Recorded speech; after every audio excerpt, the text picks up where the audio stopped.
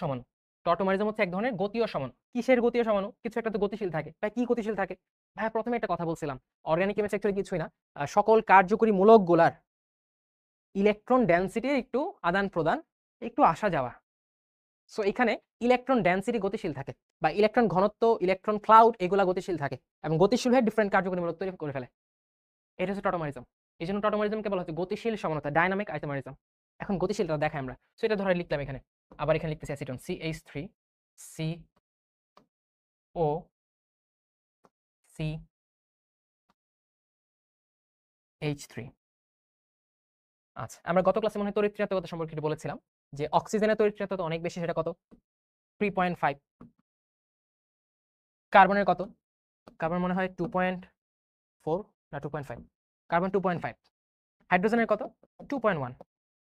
তাই না? এই তো কাহিনী।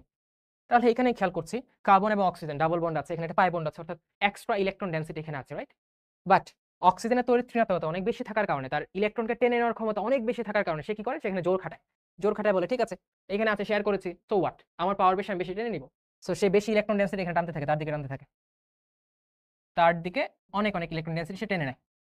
আচ্ছা, টেনে নিল, ভালো কথা। এখন কার্বন তো বলছে আচ্ছা আমার ইলেকট্রন ডেনসিটি হারিয়ে যাচ্ছে, কোথাও না কোথাও থেকে আমার একটা গ্যাপ ফিল আপ করতে হবে। আর মাথায় রাখবা, এই মিথাইল মূলক, এই যে এই মূলকটা, অ্যালকাইল মূলকটা, এরা হচ্ছে সবসময় দাতা হিসেবে থাকতে পছন্দ করে। ওরা বলে আমার থেকে ইলেকট্রন ডেনসিটি তুমি নিয়ে যাও। এরা হচ্ছে সেই দানশীল লোক। তাহলে এই কার্বন বলে আচ্ছা আমার থেকে অক্সিজেন নিয়ে যাচ্ছে, কিন্তু আমার পাশে তো এই পাশে একটা মিথাইল মূলক আছে, অ্যালকাইল মূলক আছে। তাহলে দেখি ও তো অনেক দাতাশীল, দানশীল, ওর থেকে কিছু আমরা পাই কিনা। দেন কি হয়, ইলেকট্রন ডেনসিটি এখানে শর্টটা ফিল আপ করার জন্য, শর্টে এইখান থেকে কিছু ইলেকট্রন ডেনসিটি আসে। এখন ও যে দাতা, ও কিন্তু কার্বনের কারণে দাতা না। সে মনে করে আচ্ছা, কার্বন বলে এই যে আমার সাথে হাইড্রোজেন আছে, ওরা তো দুর্বল লোক, ওদের থেকে কিছু জিনিস আমি শুষে নিয়ে অন্যকে দিয়ে দিলে কোনো সমস্যা নাই। তাই সে এই হাইড্রোজেন থেকে কিছু ইলেকট্রন নিয়ে নেয়। যদিও তড়িৎ পার্থক্য খুবই কম, বাট একটু পার্থক্য থাকার কারণে যার দিকে পাওয়ার বেশি তার দিকে একটু ডেভিয়েশন কাজ করবে, দ্যাটস নরমাল। এবং এটা প্রকৃতির একটা নিয়ম, তাই না? আমরা প্রকৃতি এরকম দেখি, হিউম্যান নেচার বা তোমার যে পাওয়ারফুল সিংহ, যেটা বেশি পাওয়ারফুল সেটা তোমার ওই প্রাইডের কিং হয়। So it's a normal thing. So এরকম এখানে কিছু ইলেকট্রন চলে আসে। তাহলে খেয়াল করি ইভেনচুয়ালি কি হচ্ছে। ইভেনচুয়ালি এই কাহিনীটা হয়, CH3 CO, এখানে অক্সিজেনটা মাইনাসে হয়ে যায়, ঠিক আছে? এইখানে কার্বন থেকে যদি ইলেকট্রন ডেনসিটি আসছে, তাহলে কি এখানে একটা বন্ধন তৈরি হতে থাকবে না? ইলেকট্রন ডেনসিটি শেয়ার করছে, এই যে একটা বন্ধন তৈরি হয়ে যায়। এইখানে যেহেতু ইলেকট্রন ডেনসিটি এখানে চলে আসতেছে, এটা প্লাস হয়ে যায়। তাহলে এই প্লাসের সাথে হাইড্রোজেন প্লাসটা একটা হাইড্রোজেন বন্ধন তৈরি করে ফেলে হাইড্রোক্সিল হয়ে যায়, আর এই দুইটা হাইড্রোজেন আগের মতোই থাকে। তাহলে দেখো ছিল কি? ছিল হচ্ছে কিটোন।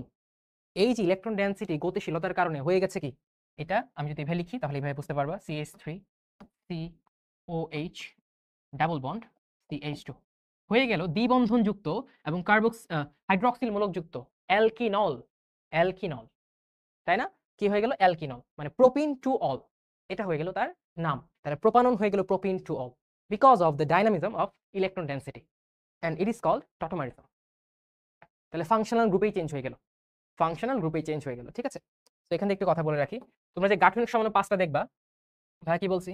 সি, পি, তারপর এম, তারপর কি বললাম? টি, এফ। আলাদা কেন লিখলাম? সিপিএম, এরা যে সমাণু তৈরি করুক না কেন, এরা একই সমগোত্রীয় শ্রেণীর, একই সমগোত্রীয় শ্রেণীর, ঠিক আছে? কারণ সমগোত্রীয় শ্রেণী চেঞ্জ হয় না। বাট এখানে দেখছি ফাংশনাল গ্রুপ অ্যালকোহল ইথার হয়ে যাচ্ছে, সমগোত্রীয় শ্রেণী চেঞ্জ। টটোমারিজমের মাধ্যমে কিটোন হয়ে যাচ্ছে অ্যালকিনল, টোটাল কি বল সমগোত্রীয় শ্রেণীটাই চেঞ্জ হয়ে যায়, কার্যকরী মূলকটাই চেঞ্জ হয়ে যায়। তো এরা একই সমগোত্রীয় শ্রেণীর ও একই কার্যকরী মূলক থাকে, একই কার্যকরী মূলক থাকে। মোহাম্মদ, আমাদের সময় কতটুকু আছে? বাট এটিএফ, টটোমারিজম এবং ফাংশনাল গ্রুপ আইসোমারিজম, ওদের ক্ষেত্রে ভিন্ন সমগোত্রীয় শ্রেণীর সমাণু দেখা যায়,